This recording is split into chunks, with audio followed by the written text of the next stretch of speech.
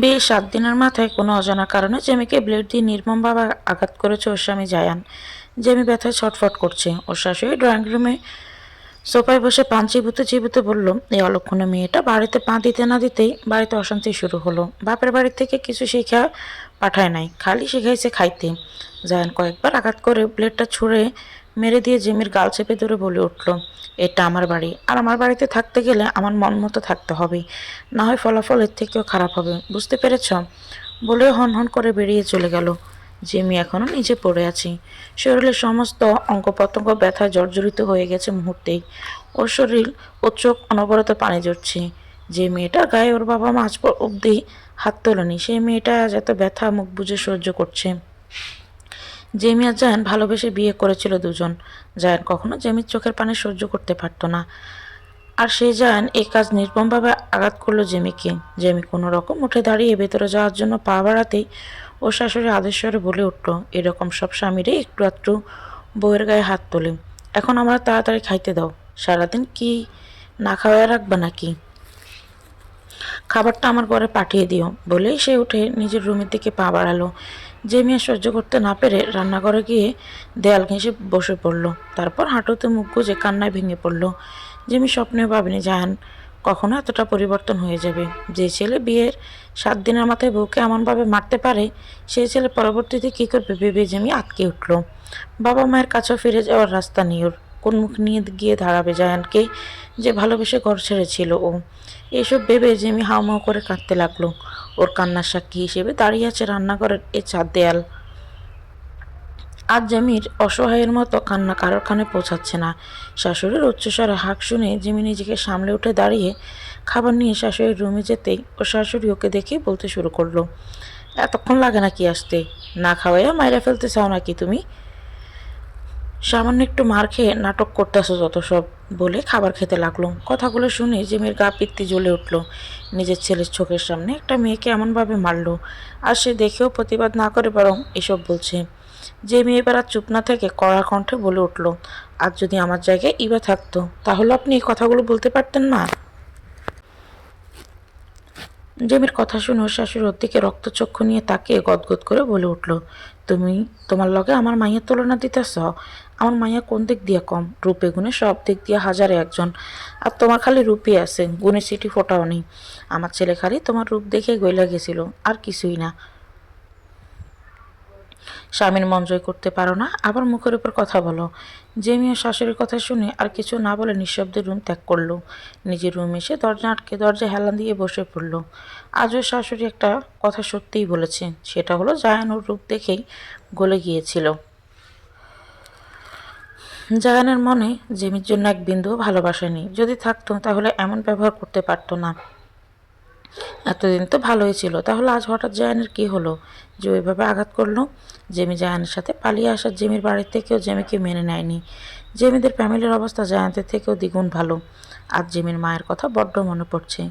আজ ওর শাশুড়ির জায়গায় ওর মা থাকলে কখনোই ও এ অন্যায় মেনে নিত না। ভাবতে জেমি ডুকরে কেঁদে উঠল। ব্যথায় জেমির শরীর জ্বরে পুড়ে যাচ্ছে। বিছানার একপাশে গুটিসুটি মেরে ঘুমিয়ে আছে ও। জ্বরে বারবার শরীর কাঁপুনি দিয়ে উঠছে। এই ব্যথা নিয়েও সারাদিন সব কাজ ওকে করতে হয়েছে। সারাদিন কাজ করে রাতের বেলা ওর শরীর আর চলছিল না, তাই সন্ধ্যাবেলায় ঘুমিয়ে পড়েছিল। জায়ান অফিস থেকে ফিরেই জেমিকে শুয়ে থাকতে দেখে কিছুটা রেগে জেমির দিকে এগিয়ে যেতেই জেমির পিঠের দিকে দাগের দিকে চোখ যেতে ও থমকে গেল। হঠাৎ করে মনে পড়ল সকালের কথা। নিজের প্রতি নিজের রাগ হচ্ছে। রেগে ওর মাথা ঠিক থাকে না। রাগের বশে জেমিকে এইভাবে আঘাত করেছে ভাবতে ওর অনুশোচনা হচ্ছে। জায়ান ড্রয়ার থেকে একটা মলম বের করে আলতো হাতে দাগগুলো লাগিয়ে দিতে লাগলো। জেমির গায়ে হাত দিতে জায়ান অনুভব করলো জেমির শরীর জ্বরে পুড়ে যাচ্ছে। জায়ানের এবার আরও রাগ হচ্ছে। সত্যি মিথ্যে বিচার না করে জায়ানের এত বড় একটা অন্যায় করা ঠিক হয়নি। জায়ান জিমির মাথার পাশে বসে ওর মাথায় হাত বুলিয়ে দিতে দিতে মনে মনে ভাবতে লাগলো, আমি জানি আজ আমি অন্যায় করেছি, কিন্তু কি করব বলো? আমার তোমাকে কারোর সাথে সহ্য হয় না। তোমার দিকে কেউ চোখ তুলে তাকালেও আমার কষ্ট হয়। আমি কখনোই আমার ভালোবাসাটা তোমায় প্রকাশ করতে পারিনি। আমাকে ক্ষমা করিও প্লিজ। কিন্তু মা আমাকে যা বলল তা যদি সত্যি হয় তাহলে তোমার অবস্থা এর থেকেও ভয়ঙ্কর হবে।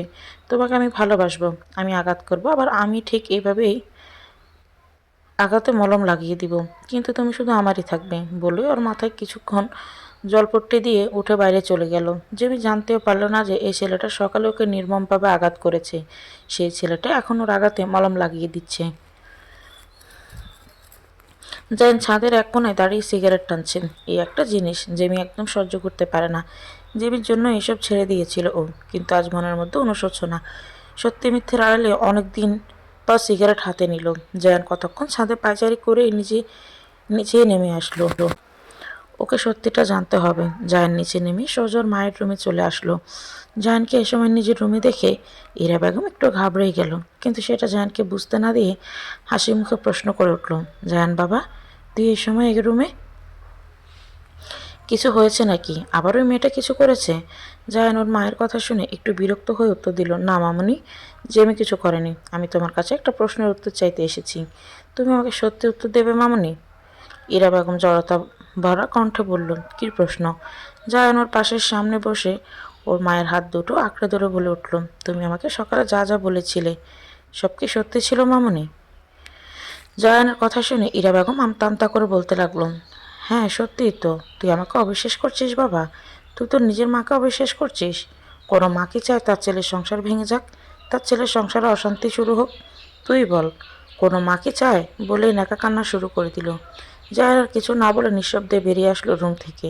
কি করবে ও? কাকে বিশ্বাস করবে? এসব ভাবতে ভাবতে নিজের রুমে এসে জেমির পাশে শুয়ে পড়ল। আমি কিছুতেই মেয়েটাকে আমার ছেলের সাথে সংসার করতে দিব না। সংসার আগুন লাগিয়ে দিয়েছি, সময় মতো আগুনে ঘিটা তুমি ঢালবে, আর তারপর আমার ছেলের বউ তো হবে তুমি। ইরা বেগমের কথা শুনে ফোনের ওপাশে থাকা মেয়েটার মুখে জয়ের হাসি ফুটল। সকাল সকাল মুখের উপর এক জগ পানি পড়ায় ঘুম থেকে হুড়মুড়িয়ে উঠল জেমি। সারা শরীরে এখনো ব্যথা, মাথা চরকির মতো ঘুরছে, শরীর অনেক দুর্বল লাগছে। তাও ধরফড়িয়ে উঠে বসে সামনে তাকাতে ইরা বেগমের রাগের চেহারা চোখে পড়ল। ইরা বেগমের রক্তচক্ষু দেখতেই জেমির মনের মধ্যে অজানা ভয় এসে গ্রাস করল। কালকের আঘাতের কথা মনে পড়তে জেমি ভয়ার্ত কণ্ঠে কিছু বলার আগেই ইরা বেগম চিৎকার করে বলে উঠল, এটা তোমার বাবার বাড়ি নয় যেখানে তুমি বেলা অবধি পড়ে পড়ে ঘুমোবে। আমার ছেলেটা তোমার জন্য না খেয়ে অফিসে বেরিয়ে গেল, সে খবর কি তোমার আছে? এইসব শরীর খারাপের ন্যাকামি বাবার বাড়ি গিয়ে দেখাবে, এখানে না। বলে হন হন করে বেরিয়ে গেল। জেমির চোখে পানি টলমল করছে। জেমি সবসময় প্রতিবাদী মেয়ে, তাহলে আজ কেন অন্যায় সহ্য করছে জেমি? নিজেও জানে না। জেমি উঠে একবার ঘড়ির দিকে নজর দিল, মাত্র সকাল 7টা বাজে, আর ওর শাশুড়ি ওকে বেলা অবধি ঘুমানোর জন্য কথা শুনিয়ে গেল। জেমি একটা দীর্ঘশ্বাস ছেড়ে ওয়াশরুমে গিয়ে ফ্রেশ হয়ে রান্নাঘরে এসে নাস্তা বানাতে কাজে লাগে গেল। জায়ান তো এত তাড়াতাড়ি অফিসে যায় না, তাহলে আজ কি হলো যে এত তাড়াতাড়ি অফিসের জন্য বেরিয়ে গেল? আর ওর অফিস তো 8টায়। এসব ভাবতে ভাবতে জেমি আর কিছু না ভেবে রান্নায় মনোযোগ দিল। চা নিয়ে ইরা বেগমের রুমে ঢুকতে জেমি খেয়াল করলো ইরা বেগম ফোনে কারোর সাথে কথা বলছিল হেসে হেসে। জেমিকে দেখা মাত্রই ফোন কেটে কড়া কণ্ঠে বলল, এতক্ষণে মহারানীর খাবার নিয়ে আসতে মন চাইল বলে, মেয়ে, আমার তো বয়স হয়েছে, এত বেলা অবধি না খেয়ে থেকে অসুখ বাঁধিয়ে মরে যাব, এটাই তুমি চাও? জেমি খাবারটা টেবিলে রাখতে রাখতে বলল, মা, এত সকাল হয়নি যে আপনি না খেয়ে মরে যাবেন। বিয়ের পরে 7 দিন দেখেই আসলাম আপনি 9টার আগে ঘুম থেকে ওঠেন না, তাহলে আজ 7টায় আপনার এত খিদে লেগে গেল যে আপনি ভাবছেন না খেয়ে মরে যাবেন? আসল কথা হচ্ছে আমি একটু শান্তিতে ঘুমিয়েছিলাম, সেটা আপনার সহ্য হচ্ছিল না। বলে জেমি আর 1 মিনিটও রুমে না দাঁড়িয়ে বেরিয়ে আসলো। এরা বেগম জেমির কথা শুনে রাগে বকবক শুরু করে দিলেন। জেমি সেদিকে কান্না দিয়ে সোজা নিজের ঘরে এসে বিছানায় বসে পড়ল। কেন যেন ওর হঠাৎ মনে হলো ওর শরীরে ব্যথাটা আগের থেকে অনেক কম। নাই বললেও চলে, কিন্তু রাতে তো কোনো ওষুধ বা মলম লাগায়নি, তাহলে কমলো কীভাবে? ভাবতে জেমি অজান্তে বলে উঠল, জায়ান লাগিয়ে দেয়নি তো? এইটুকু বলে আবার থেমে গিয়ে একটু মুচকি হাসি দিয়ে বলে উঠল, যে ছেলে ভালোবেসে বিয়ে করা মেয়েটাকে এভাবে আঘাত করতে পারে সে ছেলে নাকি আবার মলম লাগিয়ে দেবে? আমিও না, কি দিবারাত্রি স্বপ্ন দেখছি। আর বলতে পারল না, ওর গলায় কথাগুলো জট পাকিয়ে আসছে, চোখে পানি টলমল করছে, যে কোনো সময় গাল বেয়ে গড়িয়ে পড়বে। সন্ধ্যার সূর্যটা পশ্চিম দিকে হেলে পড়েছে, কিছুক্ষণ হবে। চারিদিকটা অন্ধকার, আর অন্ধকারের মাঝেও রাস্তায় ল্যাম্পপোস্টগুলো ঠায় দাঁড়িয়ে আছে। ল্যাম্পপোস্টগুলো থেকে একটা শিক্ষা নেওয়া যায়, যে নিজে অন্ধকারে থেকেও অন্যকে আলোতে রাখার শিক্ষা। জেমি দোতলা ছাদের উপর দাঁড়িয়ে এসব পর্যবেক্ষণ করছিল। গায়ে হালকা জ্বর, গলাটাও খুসখুস করছে, মাথাটা ঝিম ধরে আছে। নিচে ওর শাশুড়ি ওকে দেখলে এটা ওটা হুকুম দিচ্ছেন, তাই সন্ধ্যা নামতেই জেমি দম বন্ধ কর পরিবেশ থেকে বেরিয়ে একটু খোলা আকাশের নিচে এসে দাঁড়িয়েছে। দুর্বল শরীর নিয়ে সারাদিন গাদার খাটুনি খেটেছেও। জায়ান এখন অফিস থেকে ফেরেনি। জেমি অনেকক্ষণ একা একা ছাদে দাঁড়িয়ে থেকে নিজের জীবনের এই পরিস্থিতির জন্য চোখের জল ফেলে নিচে নেমে আসলো। ইরা বেগম গলা ছেড়ে হাঁক দিচ্ছেন। জেমি ইরা বেগমের সামনে যেতে ইরা বেগম মুখ বাঁকিয়ে হুকুম দিল, আমার গলাটা একটু ব্যথা করছে, আমার জন্য একটু গরম পানি নিয়ে এসো। জেমির কেন যেন বিপরীত প্রশ্ন করতে মন চাইল না। জেমি নিঃশব্দে রান্নাঘর থেকে গরম পানি এনে ইরা বেগমের সামনে টেবিলে রাখতে ইরা বেগম বলল, দেখছো না আমার শরীরটা ভালো না, ওইখানে কেন রাখলে? আমি নিয়ে খেতে পারবো না, আমার হাতে দাও। জেমি ওর শাশুড়ির কথা মতো গরম পানিটা শাশুড়ির হাতে দিতে ওর শাশুড়ি ইচ্ছে করে জেমির হাতে ফেলে দিল। জেমি সাথে সাথে আটকে উঠল। জেমি হাতটা জ্বলে যাচ্ছে, ওর মনে হচ্ছে ওর দম এক্ষুনি আটকে যাবে। জেমি উপরন্ত না পেয়ে ছুটে চলল ওয়াশরুমের দিকে। জেমিকে ছুটে যেতে দেখে ওর শাশুড়ি হাতে থাকা পান মুখে দিতে দিতে একটু জোরে বলতে লাগলো, ইচ্ছে করে এমন করলে দেখো দেখো আমার হাতেও পড়েছে, জ্বলে গেল রে। ইরা বেগম ইচ্ছে করে চেঁচাতে লাগলো। জায়ান অফিস থেকে ফিরে সদর দরজায় খোলা পেয়ে ভেতরে ঢুকে ওর মায়ের চেঁচামেচি শুনে ব্যাগটা সোফার উপরে রেখে দৌড়ের মায়ের রুমে গিয়ে দেখলুম ওর মা হাতে ফু দিতে দিতে চেঁচাচ্ছে। জায়ান ওর মায়ের সামনে গিয়ে হাঁটু ভেঙে বসে ওর মায়ের হাতটা ধরে বলে উঠল, কি হয়েছে মা, হাতে ব্যথা পেয়েছো নাকি? জায়ান জায়ানকে পেয়ে ইরা বেগম এইবার বিলাপ করে কাঁদতে লাগলো। জায়ান ওর মাকে এভাবে কাঁদতে দেখে একটু ভড়কে গেল। চারিদিকে একবার তাকিয়ে দেখলো জেমি কোথাও নেই। জায়ান আবার প্রশ্ন করতে জায়ানের মা মুখে আঁচল গুজে কাঁদতে কাঁদতে বলল, তোর বউকে শুধু বলেছিলাম আমাকে একটু গরম পানি করে দিতে, সে মেয়ে রাগে ফেটে পড়ে ইচ্ছে করে আমার হাতে গরম পানি ফেলে দিল। দেখ বাবা দেখ, আমার হাতটা জ্বলে যাচ্ছে। জায়ান ওর মায়ের কথা শুনে একটু অবাক হলো। জায়ান জেমিকে খুব ভালো করে চিনে, জেমি কখনো এমন করবে এটাও ভাবতে পারছে না। আমার মাকেও অবিশ্বাস করতে পারছে না। জায়ান দ্বিধায় পড়ে আমতা আমতা করে বলে উঠল, মা তোমার কোথাও ভুল হচ্ছে, হয়তো ভুল করে পড়েছে, জেমি ইচ্ছে করে কেন ফেলতে যাবে বলো? জায়ানের মা এবার উচ্চস্বরে কাঁদতে কাঁদতে বলল, জানিস না বাবা, তোর বউ ফোনে কারোর সাথে কথা বলছিল ফিসফিসিয়ে, আমি দেখে ফেলে ওকে জিজ্ঞেস করেছিলাম কে ফোন দিয়েছে। এটা শুনে তোর বউ তেলে বেগুনে জ্বলে উঠে আমাকে যা নয় তাই বলে কথা শুনিয়েছে বলে আবার কাঁদতে লাগলো। কথাটা শুনে জায়ানের রাগে দাঁত কড়মড় করে করতে করতে রুম থেকে বেরিয়ে এলো। একবারও যাচাই করলো না কথাটা সত্যি নাকি মিথ্যা। জায়ানকে বেরিয়ে যেতে দেখে ইরা বেগম আড়ালে হাসলো। জায়ান বেরিয়ে ড্রয়িং রুমে আসতেই জেমি ওয়াশরুম থেকে বের হলো। ওর চোখে পানি টলমল করছে। জেমি হাতে ফোন দিচ্ছে সমানে। জায়ান সেদিকে চোখ না দিয়ে জেমির সামনে গিয়ে জেমির গালে সজোর একটা থাপ্পড় মারতে জেমির ছিটকে সামনে থাকা চেয়ারের উপর পড়ে গেল। হঠাৎ করে এমন একটা থাপ্পড় খায় জিমি নিজেকে সামলাতে পারেনি। থাপ্পড়ের কারণটা ওর অজানা। জিমি নিজেকে সামলে উঠে দাঁড়িয়ে জায়ানকে কিছু বলতে যাবে, তার আগে জায়ান ওর হাতটা চেপে উঠতে জেমি জোরে আ বলে উঠল। গরম পানি পড়ে সাথে সাথে হাতটা ফোসকা পড়ে গিয়েছিল। জায়ান এভাবে চেপে ধরায় ফোসকাগুলো মুহূর্তে গলে গিয়ে এক বিষাদময় জ্বালার সৃষ্টি হলো। জেমি হাতটা ছুটানোর চেষ্টা করতে করতে বলে উঠল, আমার হাতটা ছাড়ো জায়ান, আমার লাগছে, আমি সহ্য করতে পারছি না, প্লিজ ছেড়ে দাও। হাতের ফোসকাগুলো গলে যাওয়ায় ব্যথা জ্বালা দ্বিগুণ হচ্ছে। জায়ান জেমির হাতে এখনো চেপে ধরে আছে। জেমি কাঁদছে আর হাত ছাড়ানোর চেষ্টা করছে। জায়ান জেমির হাত চেপে ধরে জেমিকে টানতে টানতে ইরা বেগম ইরা বেগমের রুমে নিয়ে যেতে লাগলো।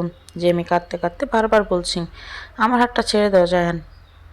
জায়ান সেদিকে কান্না দিয়ে ইরা বেগমের রুমে বিছানার উপর ছুঁড়ে মারলো জেমিকে। জেমি হাতটা ছাড়া পেয়ে পাগলের মতো ফু দিতে লাগলো। ওর মনে হচ্ছে ওর দম এক্ষুনি আটকে যাবে। জায়ান জেমিকে ছুঁড়ে মেরে তৎক্ষণাৎ জেমির চুলের মুঠি ধরে রাগে কণ্ঠে চিৎকার করে বলে উঠল, তোমার সাহস হয় কি করে আমার মাকে কষ্ট দেওয়ার? কি ভেবেছ তুমি স্বামী থাকা সত্ত্বেও বাইরে নোংরামি করে বেড়াবে? আর আমার মা আমি দেখে যাব? কথাগুলো শুনে জেমির রাগ আর ঘৃণায় অদ্ভুত অনুভূত হচ্ছে। জায়ানের প্রতি ঘৃণায় ওর মাথা নিচু হয়ে আসছে। জায়ান এতটা নিচু মানসিকতার হতে পারে জেমি ভাবতেও পারছে না। রাগ আর ঘৃণার কাছে জেমির হাতের ব্যথা নিচু কি সামান্য মনে হচ্ছে। ইরা বেগম হাস্যোজ্জ্বল মুখ নিয়ে দেখছে আর মনে মনে পৈশাচিক আনন্দ অনুভব করছে। জায়ান কিছু বলতে যাবে, তার আগে ইরা বেগম আবার কাঁদো কাঁদো কণ্ঠে বলা শুরু করলো, দেখ বাবা, আমার হাতটা জ্বলে যাচ্ছে, দেখ কেমন লাল হয়ে আছি।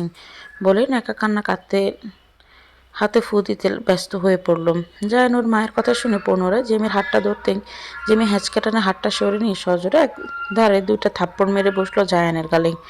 থাপ্পড় মেরে জায়ানের কলার ধরে রাগে কণ্ঠে চিৎকার করে বলতে লাগলো, আমার আজ ভাবতেও নিজের প্রতি নিজের ঘৃণা হচ্ছে যে আমি তোমার মতো একজনকে ভালোবেসেছিলাম। তোমার মতো একজন নিচু মন মানসিকতার মানুষকে শুধু আমি না, যে কোনো মেয়ে ঘৃণার চোখে দেখবে।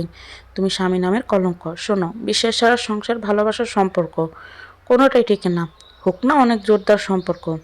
তুমি আমার ভালোবাসা ডিজার্ভ করো না, করতে পারো না। তোমার মতো একজন মানুষ শুধু ঘৃণা ডিজার্ভ করে। সত্যের মিথ্যে যে পুরুষটা যাচাই করে না, স্ত্রীর গায়ে পশুর মতো অত্যাচার করে, সে পুরুষ নামের কলঙ্ক। এতদিন জেমির ভালোবাসা দেখেছ, আজ থেকে ঘৃণা দেখবে। আমি বেঁচে থাকতে এ জীবনে কোনোদিন তোমায় ক্ষমা করব না, কোনো দিনও না। কথাগুলো বলার সময় জেমির গাল বেয়ে পানি গড়িয়ে পড়ছিল। জেমির এই মুহূর্তে কষ্ট হচ্ছে, ঘৃণা হচ্ছে জায়ানের প্রতি, আরও শাশুড়ির প্রতি। জেমি কথাগুলো বলা জায়ানের আগে কপালের রগটা ফুলে উঠেছিল, চোখগুলো লাল বর্ণ ধারণ করেছে। জেমির শাশুড়িও রাগে চাহনি নিক্ষেপ করে আছে ওর দিকে। জেমি কথাগুলো বলে দরজার দিকে এক পা দিয়েই আবার থেমে গেল। ঘুরে দাঁড়িয়ে ওর শাশুড়ির সামনে এগিয়ে গিয়ে শান্ত কণ্ঠেই বলল, আপনার মতো কিছু শাশুড়ি নামক জঘন্য মানুষের জন্য মায়ের মতো শাশুড়িদের নাম খারাপ হয়, আর আপনার ছেলের মতো কিছু ছেলেদের জন্য মেয়েরা নির্ভয়ে ভালোবেসে ঘর ছাড়তে পেরে ওঠে না। ভালোবাসা থেকে মানুষের বিশ্বাস উঠে যায়। এই কয়েকদিন আমি সবটা মুখ বুজে মেনে নিছি বলে ভাববেন না আমি প্রতিবাদ করতে জানি না। বলে জেমি হনহন করে বেরিয়ে গেল রুম থেকে।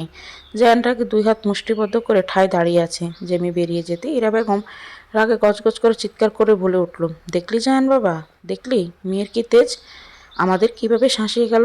একদিন তোর বউয়ের জন্য আমাকে ঘর ছাড়া হতে হবে, দেখিস। বলে ন্যাকা কান্না কাঁদতে লাগলো। জায়ানা সহ্য করতে না পেরে রেগে বেরিয়ে গেল বাড়ি থেকে। ফাটল ধরিয়ে দিয়েছি, এখন তো এই তোমাকে আসল চালটা দিতে হবে। যত তাড়াতাড়ি সম্ভব তুমি বাংলাদেশে ব্যাক করো। ইরা বেগম খুশিতে গদগদ হয়ে কথাটা বলতে ফোনের ওপাশে থাকা মেয়েটা উচ্চস্বরে হাসিতে মেতে উঠল। মেয়েটা হাসতে হাসতেই বলল, থ্যাংক ইউ মামুনি, তুমি শুধু আমার পাশে থেকো, তাহলেই হবে। আমি ফিরছি খুব দ্রুত, যত তাড়াতাড়ি সম্ভব হয়।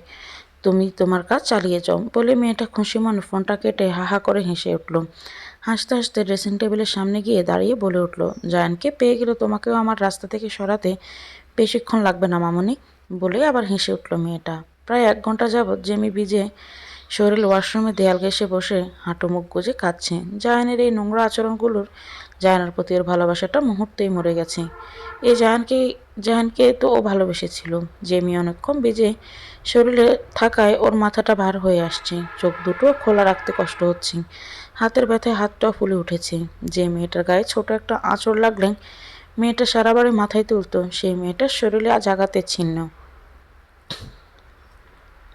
ভাবতে জেমি কুকড়ে কেঁদে উঠল। হাতের পোড়া স্থানটা অনেকক্ষণ পানিতে ভিজিয়ে রাখায় বরফ হয়ে আছে, কিন্তু এখনো জ্বলছে। জেমি একবার হাতের দিকে চোখ দিয়ে আবার অসহায়ের মতো কেঁদে উঠল। শরীরটা সায় দিচ্ছে না। আর কিছুক্ষণ থাকলে ও যে জ্ঞান হারাবে সেটাও খুব ভালো করেই বুঝতে পারছে। নিজেকে সামলে ফ্রেশ হয়ে ওয়াশরুম থেকে বেরিয়ে এসে পুরো রুম খুঁজে একটা ওষুধও না পেয়ে হতাশ হয়ে হাতে একটা পাতলা নরম কাপড় ভিজিয়ে পেঁচিয়ে শুয়ে পড়ল। এখন একটা ঘুম না দিলে ও দাঁড়ানোর মতো শক্তিও থাকবে না। ঘুমের মধ্যে জেমির মুখের উপর কারোর গরম নিঃশ্বাস পড়তে জেমির ঘুমটা ভেঙে গেল। শরীর অনেক দুর্বল থাকায় ওর চোখ খুলতে ইচ্ছে করছে না। হঠাৎ করে জেমির কপালে কেউ ঠোঁট ছোঁয়াতেই জেমি অনিচ্ছা সত্ত্বেও ভয় পেয়ে লাফিয়ে উঠল। অন্ধকার রুমে জেমি ঠিক বুঝতে পারছে না ওর সামনে কে আছে। জেমি বিছানায় হাতড়ে ওর ফোনটা বের করে টর্চ অন করলো। ঘড়ির দিকে নজর দিতে দেখলো 12টা বেজে 10 মিনিট। জেমির টর্চটা সামনে ধরতে জায়ানের চেহারাটা দেখতে পেয়ে জেমির শরীরে শীতল রক্তগুলো মুহূর্তে গরম হতে লাগলো। জেমির আগে কণ্ঠে বলে উঠল, আমার শরীর ছোঁয়ার মতো অধিকার এখনো তোমার নেই। সে অধিকার তুমি হারিয়ে ফেলেছ জায়ান, তাই আমার কাছাকাছি আসার চেষ্টা করলেই খুব খারাপ হবে। আজ থেকে তোমার মতো একটা নোংরা মানসিকতার লোকের সাথে থাকা আমার পক্ষে পসিবল না। বলে জেমি খাট থেকে নেমে যাওয়ার জন্য পা দিতে জায়ান জেমিকে জোর করে বিছানার সাথে চেপে ধরে রাগে কণ্ঠে বলে উঠল, তুমি কি ভেবেছ তুমি আমার থেকে দূরে যেতে চাইবে আর আমি যেতে দিব? কখনোই না। তুমি আমার আর আমারই থাকবে। ভালোবাসি তোমাকে। জেমি নিজেকে ছাড়াতে ছাড়াতে জোরে বলে উঠল, তোমার মতো লোকের মুখে ভালোবাসা শব্দটা মানায় না। ঘৃণা করি তোমাকে আমি। ছাড়ো আমাকে, নয়তো আমার থেকে খারাপ আর কেউ হবে না। জেমির কথা শুনে জায়ান আরো জোরে চেপে ধরল জেমিকে। জেমি আপ্রাণ চেষ্টা করছে জায়ানের থেকে নিজেকে ছাড়ানোর। জেমির শরীর অনেকটা দুর্বল থাকায় জায়ানের শক্তির সাথেও পেরে উঠছে না। জায়ানের প্রত্যেকটা ছোঁয়ায় যেন জেমির কাছে বিষাক্ত মনে হচ্ছে। জেমি নিজেকে ছাড়াতে না পেরে চিৎকার করে বলে উঠল, আমাকে ছেড়ে দাও জায়ান, তোমার ছোঁয়ায় আমার ঘৃণা লাগছে এখন। ছাড়ো আমাকে। আমার কাছে তোমার ছোঁয়া এখন বিষাক্ত লাগে। কাল রাতে জায়ান জেমির উপর জোর করে নিজের পুরুষত্ব দেখিয়েছে।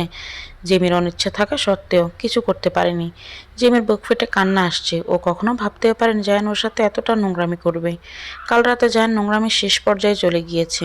কোনো নারীর অনিচ্ছা থাকা সত্ত্বেও যে পুরুষ জোর করে পুরুষত্ব কাটায় সে কখনো পুরুষ হতে পারে না,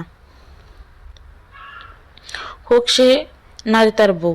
জেমি বার হওয়ার সাথে সাথে ওয়াশরুম থেকে ফ্রেশ হয়ে বের হতে জায়ানকে বিছানার উপর মাথা ধরে বসে থাকতে দেখে ওর রাগে গা জ্বলে উঠল। জেমিকে বের হতে দেখে জায়ান উঠে দাঁড়িয়ে জেমির সামনে গিয়ে দাঁড়ালো। জায়ানকে দেখে জেমি পাশ কাটিয়ে চলে আসার জন্য পা বাড়াতে জায়ান ওর হাতটা টেনে ধরে জেমি একটানে হাতটা ছাড়িয়ে নিয়ে দরজার দিকে পা বাড়ালো। জায়ান রেগে গিয়ে জেমিকে দরজার সাথে চেপে ধরলো। তারপর জেমির গাল চেপে ধরে বলে উঠল, আমি তোমার স্বামী, তোমার উপর আমার সম্পূর্ণ অধিকার রয়েছে, তাহলে কেন এমন করছো? জেমি জায়ানের হাতটা ছোড়ানোর চেষ্টা করতে করতে বলল, স্বামী? হাস্যকর। স্বামী শব্দটা তোমার মুখে মানায় না জায়ান। খুব শীঘ্রই তোমার জীবন থেকে অনেক দূরে চলে যাব, আর সেদিন তুমি বুঝবে কতটা অন্যায় করেছ। বলেই শরীরের সমস্ত জোর দিয়ে জায়ানকে ধাক্কা দিয়ে সরিয়ে বাইরে বেরিয়ে গেল জেমি। এখন আর ওর চোখের পানি জমে না, শুধু ভেতরে রাগ, ক্ষোভ আর ঘৃণা জন্ম হয়েছে। ভালোবাসাটা চাপা পড়ে যাচ্ছে এসবের আড়ালেই। জায়ান চোখ মুখ শক্ত করে দাঁড়িয়ে আছে। ওর কানে জেমির বলে যাওয়া কথাগুলো ভাসছে। রাগে চোখ দুটো লাল হয়ে গেল। মুহূর্তে হাত মুষ্টিবদ্ধ করে সজোরে দেয়ালে ঘুষি মেরে বসলো। তারপর চিৎকার করে বলতে শুরু করলো, আমাকে ঠকানোর শাস্তি যতদিন না তুমি পাচ্ছ ততদিন অবধি আমার থেকে তোমাকে কেউ দূরে রাখতে পারবে না, কেউ না। বলেই তোয়ালে নিয়ে ওয়াশরুমে চলে গেল। আজকে কি রান্নাবান্না কিছু হবে না? আমি কি না খেয়ে থাকবো? ইরা বেগম রান্নাঘরের দরজায় এসে কথাটা বলতেই জেমি সাথে সাথে শান্ত কণ্ঠে জবাব দিল, আজ থেকে আমি আপনাদের জন্য কোনো রান্না করব না। আপনার যদি এতই ক্ষুধা লাগে নিজেটা নিজে বানিয়ে খাবেন। জেমির এমন কথা শুনে ইরা বেগম সাপের মতো ফোঁস করে উঠল রাগে। চোখ দুটো বড় বড় করে জেমির দিকে রাগে চাহনি নিক্ষেপ করে এক প্রকার চেঁচিয়ে বলে উঠল, তোমার সাহস তো কম না মেয়ে, তুমি আমার মুখের ওপর এই কথা বলো? আজ জায়ান বাড়িতে আসুক, তোমাকে ঘাড় ধাক্কা দিয়ে বের করে দিতে বলবো। ইরা বেগমের কথা শুনে জেমি একটু শব্দ করে হাসলো। তারপর ইরা বেগমের সামনে এসে দাঁড়িয়ে শান্ত ভঙ্গিতেই বলল, আপনার মতো শাশুড়ির কাছ থেকে এই কথার আশা করা যায়। আচ্ছা মা, আপনার কি লজ্জা করে না? নিজের হাতে নিজের ছেলের সংসার ভাঙতে চাচ্ছেন, সংসারে আগুন লাগাচ্ছেন, কেন করছেন? আমাদের একটু শান্তিতে সংসার করতে দিচ্ছেন না কেন? বাবা মা ছেড়ে আপনাদের ভরসায় আপনাদের কাছে এসেছিলাম, তার পরিবর্তে এমন পুরস্কার পাবো আমি ভাবতেও পারিনি। আপনারও তো একটা মেয়ে আছে, ওর সাথে যদি আজ ওর শাশুড়ি এমন করতুন আপনি কি সহ্য করতে পারতেন? জেমি কথাটা বলতে দেরি, ওর গালে থাপ্পড় পড়তে দেরি হলো না। ইরা বেগম সজোরে জেমির গালে থাপ্পড় দিয়ে জেমির চুলের মুঠি ধরে বলতে লাগলো, কতদিন বলেছি আমার মেয়ের সাথে তোমার তুলনা দিবে না। তোমার মতো যেসব নোংরা মেয়েরা স্বামী থাকতে বাইরে নোংরামি করে বেড়ায় সেসব মেয়েরা স্বামী সংসার পাওয়ার যোগ্য না। আজ যায় না আসুক, তোমার একদিন কি আমার একদিন দেখো। যেই জেমিকে ধাক্কা দিয়ে ফেলে হনহন করে বেরিয়ে গেল রান্নাঘর থেকে। জেমি এখন কাঁদছে না, ওর ব্যথাও লাগছে না, ওর মনে হচ্ছে অনুভূতিহীন হয়ে গেছে। জেমি নিঃশব্দে রান্নাঘর ত্যাগ করলো। আজও কারোর জন্য রান্না করবে না, এতে যা হওয়ার হবে। ও প্রতিজ্ঞা করে নিয়েছে আর কোনো অত্যাচার মুখ বুঝে সহ্যই করবে না। জেমি শক্ত মুখ করে নিজের রুমে চলে আসলো। আজ জেমি সত্যি সত্যি রান্না করেনি। এদিকে ইরা বেগমের পেটে ক্ষুধায় ইঁদুর লাফাচ্ছে। দুপুর গড়িয়ে বিকেল হয়ে গেছে, এখনো পেটে কিছু পড়েনি। সকালের চাটা অবধি দেয়নি। কয়েকবার রান্না করে গিয়েও ফিরে এসেছেন, কারণ রান্না করে কোনো কিছুই সে খুঁজে পায় না। জেমিকে জিজ্ঞেস করলেন, জেমি শটান জবাব দিয়েছেন, জানি না, নিজে খুঁজে নেন। বিরক্ত হয়ে আর রান্নাঘরে ঢুকেননি। বিছানায় শুয়ে ক্ষুধায় এপাশ ওপাশ করছে ইরা বেগম। এইবার আর থাকতে না পেরে বিছানায় উঠে বসে পরে পেটে হাত দিয়ে বলতে লাগলো, এমন অসভ্য মেয়ে আমি জীবনে দেখিনি। আজ জায়ান আসুক, আজকেই বাড়ি থেকে বিদায় করবে এই মেয়েকে। কিন্তু এখন কি খাবো আমি, বলে রান্নাঘরের দিকে এগিয়ে গিয়ে দেখলাম জেমি ডাইনিং টেবিল আরাম করে বসে খাচ্ছে। জেমিকে খেতে দেখি ইরা বেগম রাগে ফেটে পড়ে চিৎকার দিয়ে বলে উঠলেন, আমাকে না খাইয়ে রেখে এখানে তুমি আরাম করে বসে খাচ্ছ, তোমার লজ্জা করে না? বাসায় একটা বয়স্ক লোক না খেয়ে আছে আর তুমি খাচ্ছ? বাবা মা আদব কায়দা শেখায়নি কিছু? কি করে বড়দের সম্মান করতে হয় জানো না? জেমি ডোন্ট কেয়ার ভাব নিয়ে বলে উঠল, বয়স্ক আর সম্মান হাসালেন। সম্মান জিনিসটা আদায় করে নিতে হয়, আর আপনাকে সম্মান তো দূরের কথা, আপনার প্রতি আমার ঘৃণা হয়। মা বলতেও লজ্জা করে এখন। মা শব্দটার মতো সম্মানের শব্দটা আপনার জন্য না। ইরা বেগম রাগে জেমির মুখের সামনে থেকে খাবারটা ছুঁড়ে ফেলে দিয়ে হনহন করে রুমে চলে গেল। জেমিও কিছু বলল না। রাতে জায়ান বাসায় ফিরতেই ইরা বেগম কান্না করে ভাসালেন। জায়ানের কাছে সবটা বলে জেমিকে রুমের থেকে টানতে টানতে এনে জায়ানের সামনে ফেলল। জেমির মধ্যে আজ কোনো প্রতিক্রিয়া দেখতে পাচ্ছে না জায়ান। জেমি একবারও জায়ানের দিকে চোখ তুলে তাকাচ্ছে না।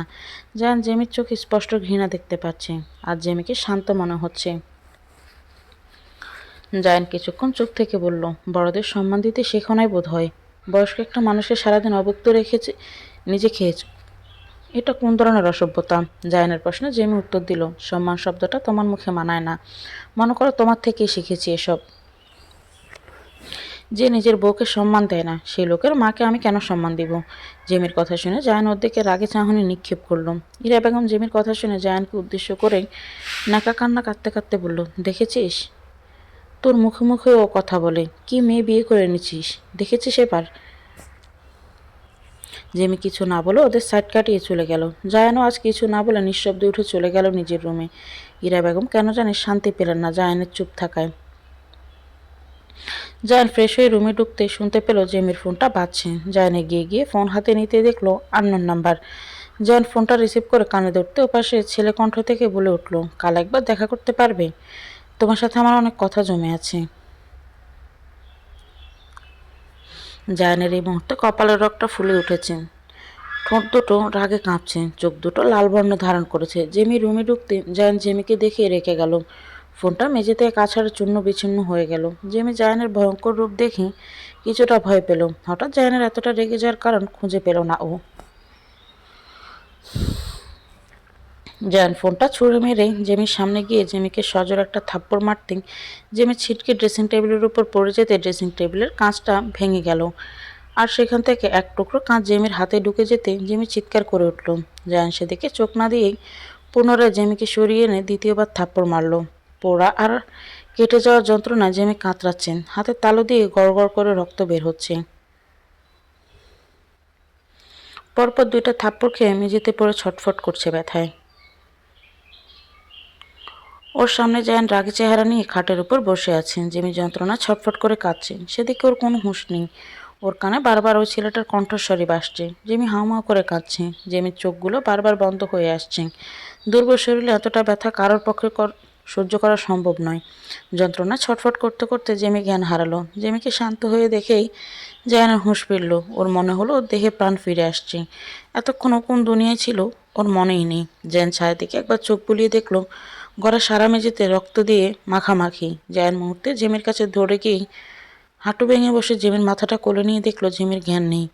জায়ানের চোখটা জেমির হাতের দিকে যেতেই জায়ানের চোখ জোড়া বড় বড় হয়ে গেল। পড়ে যাওয়া হাতের তালুতে কাঁচ ঢুকে আছে, সেখান থেকে গড়গড় করে রক্ত পড়ছে। হাতটা দেখতে এই মুহূর্তে ভয়ঙ্কর লাগছে খুব। জায়ান দেখে আঁতকে উঠল। জায়ান জেমিকে কোলে তুলে খাটে শুইয়ে দিয়ে ডাক্তারকে ফোন দিল। জেমির এই অবস্থা দেখে ওর নিজের উপর ভীষণ রাগ উঠছে। আবার ছেলেটার কথা মনে উঠতে জেমির উপর রাগে মাথা ফেটে যাচ্ছে। জেমি ওকে ঠকাচ্ছে ভাবতে ওর রাগ বেড়েই চলেছে। ডাক্তার আসার আগে জায়ান রুমটা তড়িঘড়ি করে পরিষ্কার করে নিল। ডাক্তার এসে জেমির হাতটা ব্যান্ডেজ করে দিয়ে ওষুধ দিয়ে গেল। জায়ান জেমির পাশে বসে আর হাতটা আঁকড়ে ধরে বলতে লাগলো, তুমি আমাকে কেন ঠকাচ্ছ? তুমি নিজেও জানো না তোমার সাথে ঠিক কি কি হবে।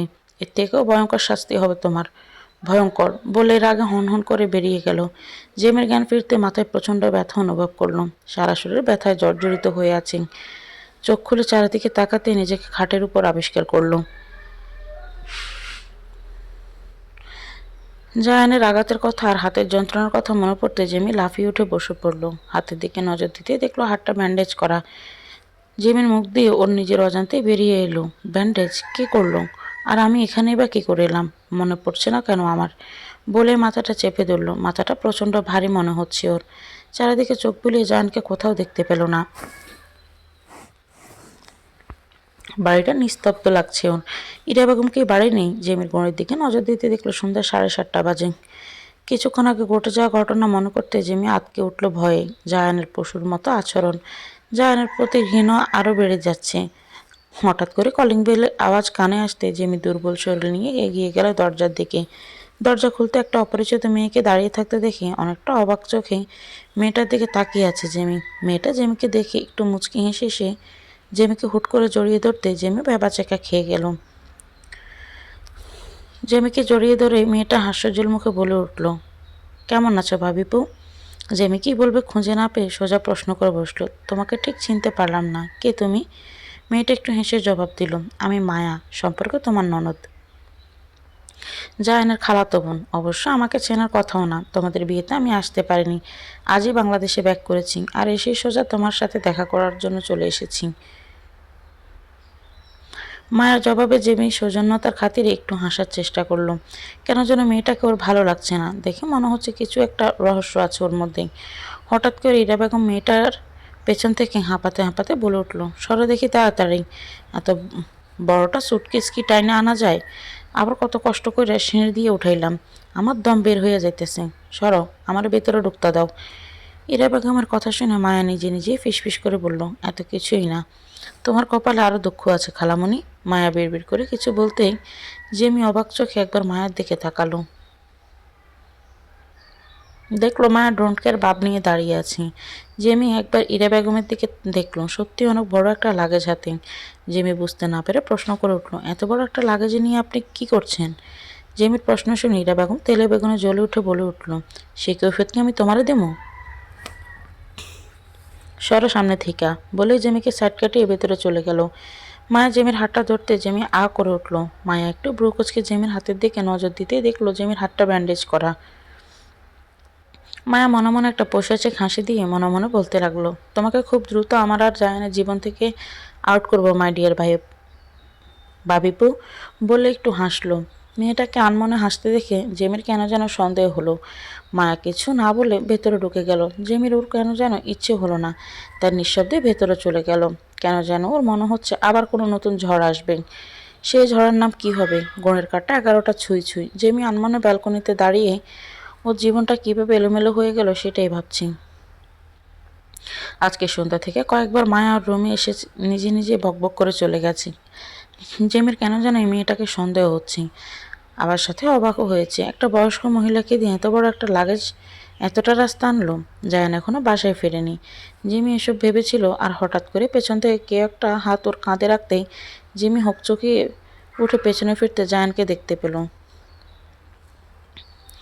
জায়ানকে দেখে জিমি পেছনে পিছিয়ে গিয়ে রাগে কণ্ঠে বলে উঠল, খবরদার, কালকের মতো আজ আমার কাছে আসার চেষ্টাও করো না, তাহলে আমার থেকে খারাপ কেউ হবে না। জায়ান জেমির কথা শুনে শান্ত কণ্ঠে জেমির দিকে এগিয়ে যেতে যেতে বলল, আমি তোমাকে টাচ করলে তোমার ঘৃণা লাগে তাই না? অন্য একজন টাচ করলে বুঝি খুব ভালো লাগে? জায়ানের কথা শুনে জেমির শরীর সমস্ত অঙ্গ প্রত্যঙ্গ জ্বলে উঠল রাগে। জায়ান জেমির সামনে গিয়ে জেমির গেলে হাত দেওয়ার আগে জেমি জায়ানকে ধাক্কা মেরে দূরে ফেলে দিল। জায়ানকে ধাক্কা দিয়ে জেমি রুমে এসে পড়ল। একটা বালিশ নিয়ে রুমের বাইরে যাওয়ার জন্য পা বাড়াতে জায়ান পেছন থেকে এসে জেমির চুলের মুঠি খাবড়ে ধরল।